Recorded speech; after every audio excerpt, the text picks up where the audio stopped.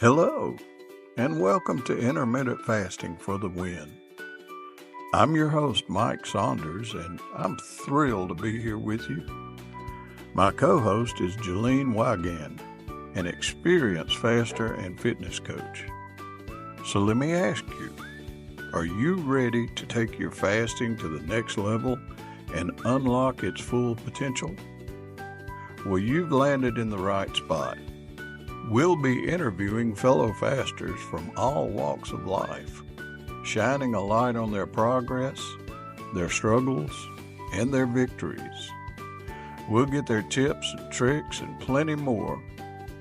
We'll also be covering important topics like exercise and food choices. All of it is designed to help make you a winner with intermittent fasting. Today's podcast has a special guest, Daniela, who you remember from other podcasts as a co-host and as a guest. Daniela spent 21 years of her life growing up in the United States, but has lived in Italy ever since. So she knows well the difference between American food and European food. And we're going to discuss all the aspects of that today. Buongiorno. Buongiorno. You're doing pretty good. You I'm may wonder impressed. why I'm speaking Italian, and that's because our guest today is Daniela, and Daniela lived 21 years in the United States, and now she's lived the rest of her life so far in Italy. And so she is well versed on foods and different things about our lifestyle on two continents. And that's why I have Daniela. She is an extremely valuable resource. Daniela, thank you for being here with me today. Thank you for having me. Always a pleasure. So we're going to talk about the difference in food between here in the United States and where you are in Europe. Because I don't want to say just Italy. Let's talk about Europe as a whole. And I can preface that with saying that my wife and I have spent a lot of time in Ukraine. Okay. And we understand what shopping at the local markets and in Ukraine, they won't plant a tree unless it's a fruit-bearing tree. Oh, okay. And that's Okay. similar to a lot of places in Europe with all the olive trees and this, that, and the other. And things are just done differently in Europe than they are here. And that's what we're here to talk about. So Europe has the EFSA, that is the European Food Safety Authority. And that's kind of all over Europe. But then I'm sure Italy has its own little thing. Do they have a thing like that? And what's it called? Yeah. I don't even remember what it's called, but it's similar. A lot of things here are DOP, which just means they're protected.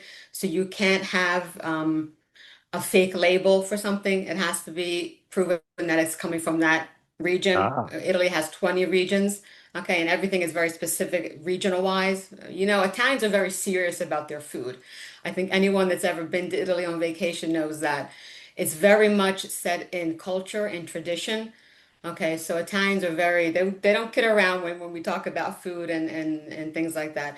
I think also because especially in the States, programs like the one Stanley Tucci did years ago, okay, I think it was called Searching for Italy, becomes very popular because people enjoy, seeing traditions and seeing food, and who's been to Italy can appreciate the difference in the quality of food. I don't think honestly I've ever heard anyone come here and say, "Oh, the food was awful." Unless maybe you get sucked into some kind of tourist trap, so maybe you had one bad meal.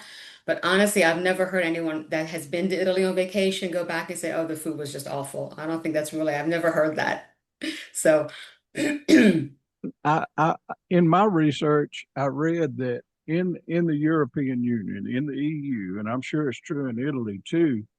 And you made an important point just in your last few sentences, you said that your food is tied to culture. And I read that 80% of the population in Europe as a whole does its shopping at local markets. Is that true? Yeah, yeah. I think one of the biggest things that we appreciate, especially back home in the States, are farmers markets, where maybe you would wait for the weekend to go to a farmers market. And especially, I mean, you want to speak about Europe, I can only speak about Italy. But farmers markets here are every day. You don't have to wait until the weekend to go up into a farmers market. They're like at every corner. You can go anywhere and find not just one, but several, many. Especially, I live in Rome, so obviously that's a bigger city. But even if you were in a smaller place, a smaller town, there's farmers markets every single day. And that makes a big difference in just fresh products. And I think the habit that Italians are into are really doing their food shopping almost every day. Okay, you make a plan what you're going to eat during the week and you do your food shopping accordingly. It's not like you're buying produce that you're going to eat in a month. Okay, they wouldn't last that long, first of all, even if you wanted to.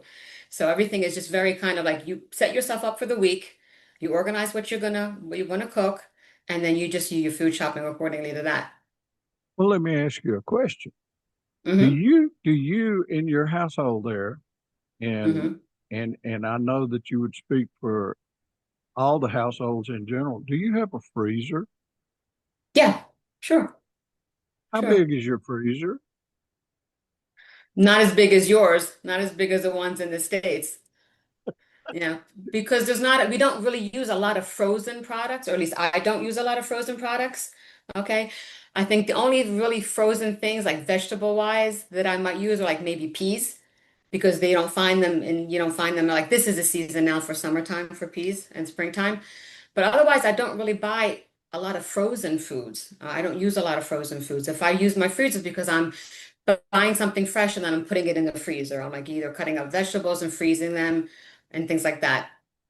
Okay, that makes total sense. Now, Vicky and I, we do similar things here, uh, but since I started intermittent fasting, we're trying to eat more whole foods and Hmm. do that. But I mean, we purchase beef like Hmm. buy a quarter of a cow, and it's grass fed beef, and that freezer really comes in handy for something like that, making a Right, large right, purchase. right, right, right. Absolutely. I agree. I But as a agree. whole, if you went to the average freezer of someone here in America, you'd probably see all kinds of processed Mm-hmm. frozen Yeah. things. Right, prepared meals, frozen meals that are already made. I think a lot has to be said between preparing or eating meals that are already made, okay, prepare meals and making something homemade. Anything homemade is going to be better. Now, I understand that also comes down to having the time to do that.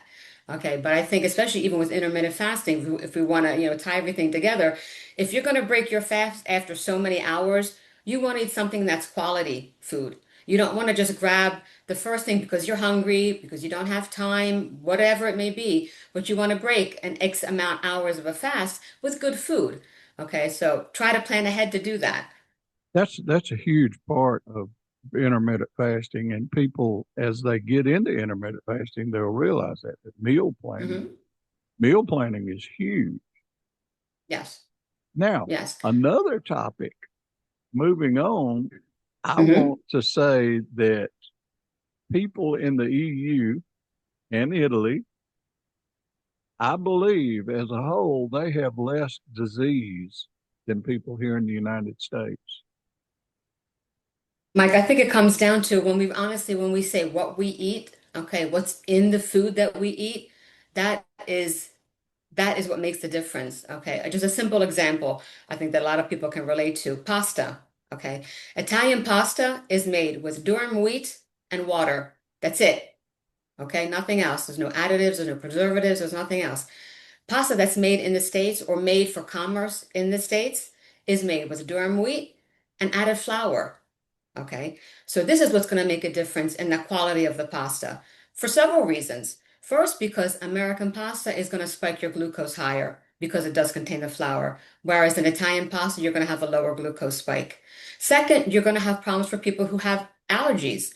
okay, to certain types of either grains or flours. I have friends in the States that when they come to Italy, they can eat the pasta, the bread, the pizza because they have no kind of reaction because we don't have all the pesticides also that's included that are in products in the United States that is against the law here.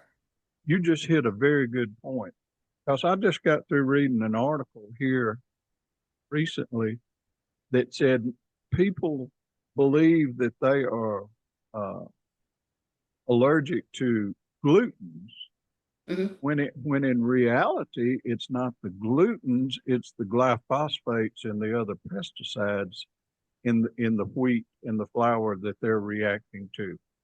Exactly.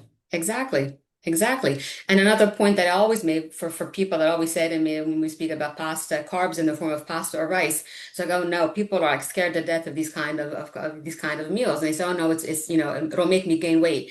If we had the equation, and I've said this before, if we had the equation of pasta and rice equals obesity, okay, all Italians and all Asians would be obese Yes. because Italians and Asian incorporate pasta or rice into basically one meal every single day. Okay, Italians eat bread every single day. Okay, so that cannot be the equations. Italians are not an obese people, and Asians are not obese as well. So there's something else that's going on, and that is the flour and everything else that is mixed up in the pasta that's in the States. I can verify that for sure because I worked for the last 6 years before retirement for a great friend of mine who is from Laos over Hmm. there in in Asia, and he's lived here for a long time. And he eats rice with every meal, and Hmm. he eats Yeah. a lot of rice. But Hmm. he's not going to buy his rice at Walmart. He will only buy his rice at the Asian food store, and it's got to be the kind of rice that he The was kind that he raised wants. on. Yeah, Hmm. Yeah. and he's not fat. Yeah. Yeah. Yeah, Nobody exactly. in That's his exactly. family's fat. Yeah, that's exactly my point. And another thing, you can even just tell from the quality of food. If you ever had pasta here in Italy and pasta back home, if you overcook it for like a minute, it turns into mush. Okay, Hmm. the pasta just turns into mush. Whereas Italian pasta, even if you overcook it for a minute, it's still going to hold that, it's still going to be set. It's still going to be a little bit firm. It's not going to turn to mush. I can't tell you how much pasta I would bring home in the summertime when I would go over on vacation and visit my parents and my brother and sister. I would bring like 20 pounds of pasta to divide a little bit among everybody because it's very, very different.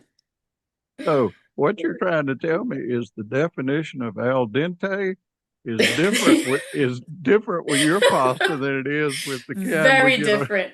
It's very different. Al dente is very, very different concept. Yes. Absolutely. Absolutely. Absolutely. And I think just another big thing that we have here, like you said before, are just the regulations.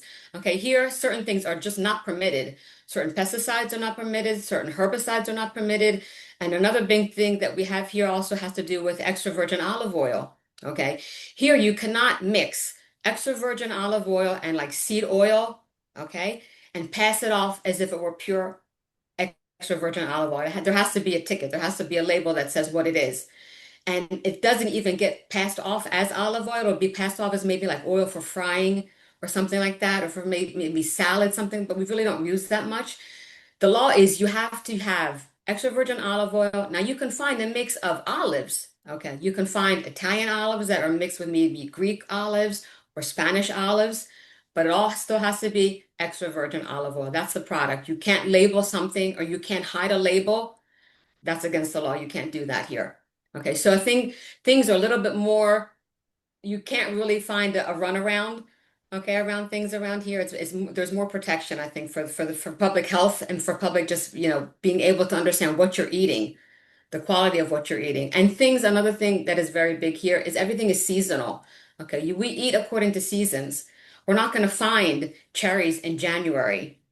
Okay, here you're not going to find strawberries in December. Okay. The seasons go and you just eat accordingly to the seasons. You're not going to find things that are out of season here. No matter which podcast source you're listening from, be sure to subscribe so that you'll know when the latest podcast becomes available. Now, Back to today's podcast. When I was growing up in my childhood, which was many, many moons ago, uh, I remember that the only time that you could get citrus fruit like oranges and Mm, grapefruit and stuff was in the late fall and around December, because that's hmm. when they became ripe down in Florida, and all of the citrus fruit came from Florida. I live right above Florida in Alabama, but still, you didn't get it year round. But now you can walk into Walmart and get an orange anytime you want it. Yeah. Yeah, it was funny. Last year I had seen, think popped up on Facebook. It was a recipe for, and I make it often. It was like roasted broccoli with Parmesan cheese and olive oil, and it was like August. I'm like, oh, that sounds good. Let me go make that. So I went to the supermarket. Needless to say, there were no broccoli. There was no, I mean, you could buy frozen broccoli, but I wanted fresh broccoli. I had to wait until October to be able to find fresh broccoli. So that's just the way it is. That's just the way it is. And also, I understand the convenience of using frozen foods. I understand the convenience of getting already prepaid meals, but in the long run, it's also much more expensive. Okay. And food is more expensive in the States compared to what it is here. Okay. Fish is more expensive in the States, and meat is more expensive. Everything is more expensive. If you go pound per pound, okay, things are more expensive there than they are to here. And like I said, I think it just comes down to really trying to plan what you're going to eat during your week. Okay, getting yourself organized and just, do your food shopping accordingly. And if you work during the week and you're busy all day, maybe on Saturday and Sunday, try to prep a little bit, do a little bit of food prep so you can be organized during the week without having to, go crazy. And what am I going to make? What am I going to make at the last minute?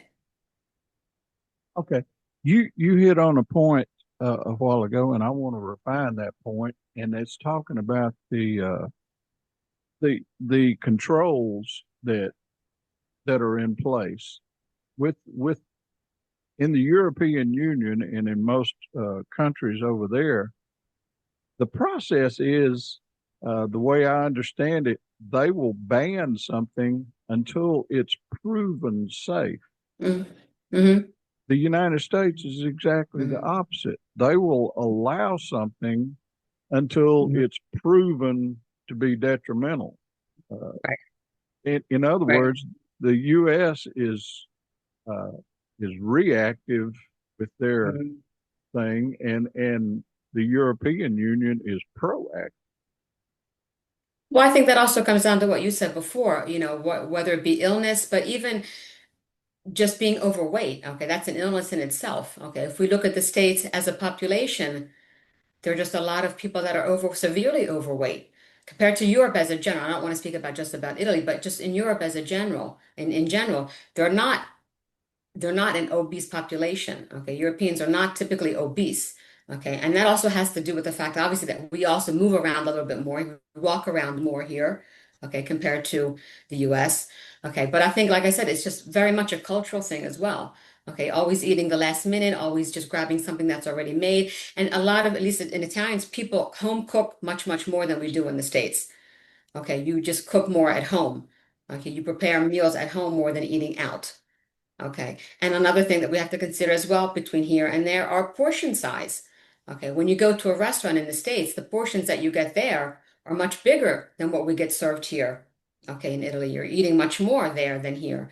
And also the condiments. When you think of a pasta dish here, you think of typically a fresh tomato sauce, okay, with a little bit of fresh basil, maybe some garlic and some Parmesan cheese. That's it. Okay. Whereas in the States, you're eating pasta with like an Alfredo sauce. So your condiments are also much heavier, which is Alfredo sauce is nothing you're ever going to find in Italy because that's just an Italian American thing that doesn't exist here. Okay. Or even salads. Oh, I had a salad in the States. Well, what did you have in your salad? 10,000 pounds of salad dressing, which is something you don't find here. Now, a little bit you'll find maybe in supermarkets, like maybe like a little Caesar salad dressings, but you don't find blue cheese dressing. I love blue cheese. So I'll buy like a good chunk of blue cheese and make it at home. Add a little bit of milk, and then I'm good to go. Okay, but if you go to a restaurant, they're just going to bring your salad and they're going to bring you a bottle of extra virgin olive oil, balsamic vinegar, or regular vinegar if you like. That's it. If you ask the waiter for dressing, he's going to look at you and say, no, sorry, we don't have any of that here. So it's not just what you're eating, it's also what you're putting on top of the food that you're eating that makes a difference. And everything adds up at the end of the day. Well, let me ask you. Uh, you sent me this thing, and it had a breakdown of different Hmm. costs for thing in Italy versus the U.S. One of them was one of them was eggs, and it talked that Hmm. 6 eggs in Italy were like $1.50, and in the Hmm. U.S. it'd be $2. But I want to talk about those eggs, not just the price. I want to talk about, Mm. do The you, quality of the eggs. when you buy eggs in the market, are they Hmm. refrigerated? No, And do you know why they're not refrigerated? because they weren't washed. And do you know why they weren't washed? I feel like I'm in school. No, tell me why they're not washed. That's because, and I want people to understand this because we raise chickens and we get our Hmm. own eggs and we love the fresh eggs. And I have Hmm. people, but anyway, when a chicken lays an egg, if you were there the moment that the chicken laid the egg, you would see that egg come out glistening and shining. Hmm. You know that yourself that when you go to buy eggs in the market, they're not glistening and shining. Well, that's because when that chicken lays an egg, it has a natural coating on it called the bloom, bloom. That Hmm. bloom seals all the pores of the eggshell because an eggshell is porous. If an Right. eggshell wasn't porous, the little baby chick couldn't breathe while it's growing up inside the eggshell. Well, here in the United States, they figure that they need to wash those eggs and then spray them with some type of sterilizing.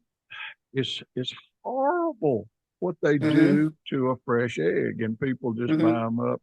And then when I try to sell them fresh eggs that have not been washed, they'll say, "Well, this egg is dirty," and I said, It's "Yeah, that's dirty. Yeah. what you want. You can Yeah. wash it before you cook it if you all you Hmm. want to, but Hmm. there's so many things that are done Yeah. differently here that Yeah. are Yeah. and and Yeah. I'm That's glad one that of them. yeah, Yeah. Yeah. No, you're never I'm gonna glad they find don't wash. eggs. Yeah, I'm glad Yeah. they don't wash your eggs over. Yeah, no, you're never gonna find eggs in the refrigerated section. Many times I'll have like, Rome is a very tourist city, so we'll find maybe someone who is an American or a tourist and like, oh, excuse me, where's the eggs? They're like in the refrigerated section. I'm like, no, no, they're not here. You have to, they're not in the refrigerator. I'm like, no, no eggs are in the refrigerator here. You're not gonna find them in the refrigerated section. So I send them over to the place where they keep the eggs. So yes, that is one big difference between here and the States. Yeah, So supermarkets, yeah. I love food shopping. do you I love to cook. I love to cook, so I love food shopping. Yes. you don't have the amount of supermarkets there that we have here. If you I think do, yours are bigger. Yours are yes, bigger than ours. they Yours are bigger are. than ours. Some of Yeah. them are huge, Oh God, monstrous yeah. things, Oh yeah. Oh yeah. especially like Yeah. Sam's Club and Oh, Costco. Costco's, even Walmart. I mean, everything is huge. Yeah. Yeah, absolutely. Absolutely. And you can find anything any year round, anything any year round. So yeah, there are big differences. Big Well, listen, differences. I'm going to end this thing with a statement, and I want you to expound on that statement for just about 2 minutes or so, and then Mm, we'll close this thing on out. Here's the okay. statement: we are what we eat. Absolutely, we are where we eat, but we're also what protections we have in place to make sure that we're eating well. Okay, and that's something that has to be part our responsibility, okay, to be aware of what we are eating. And I think that comes back to the idea of trying to cook at home as much as possible because once you put a product on your plate that was prepared industrial wise or whatever, you have no control of how much salt is in that food, how much fat is in that food, whatever is in that you don't know. Okay, whereas if you're taking, you're buying fresh vegetables and you're making homemade, vegetable soup or you're making homemade pasta, whatever it may be. Okay, fresh pasta sauce, you're buying those fresh tomatoes, you're grounding up those fresh tomatoes. You have control over the ingredients. When you trust the process of I'm going to prepare, it might take a little bit more time, but it's also going to cost you less in the long run because cooking at home is cheaper. than buying already made products that are already made. I understand it's going to be easy to just come home and stick something in your microwave or pop something in your oven, but at the end of the day, it's going to be more healthy. It's going to be less expensive if you just take the time to prepare, okay, and cook a little bit more at home. And like I said before, once, especially doing intermittent fasting, you want to eat something that's worth the while. You want to eat something that's good for you, that's good food, that's whole food, that's quality food, and not just ultra processed foods that is just quick, 5 minutes to take you just to prepare a meal. So I think that's what makes the biggest difference. At least try, put a little bit of an effort to try to say, I'm going to cook this week for my family or for myself because we're worth it.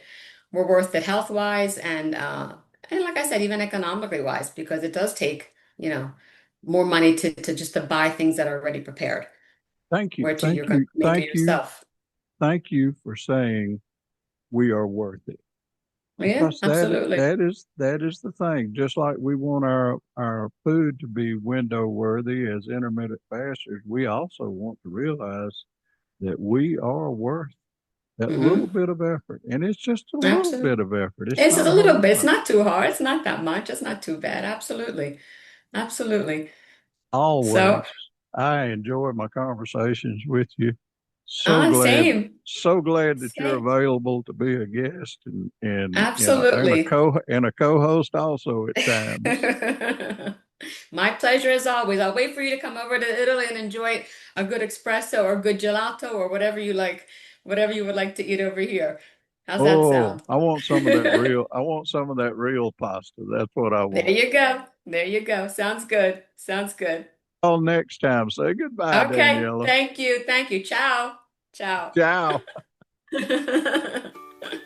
If you need more information on fasting and want to join a group of people who embrace this lifestyle, let us recommend that you go to Facebook and search for Intermittent Fasting for the Win, and also search for Clean Fasting Jolene. Either of these groups will help you along the way.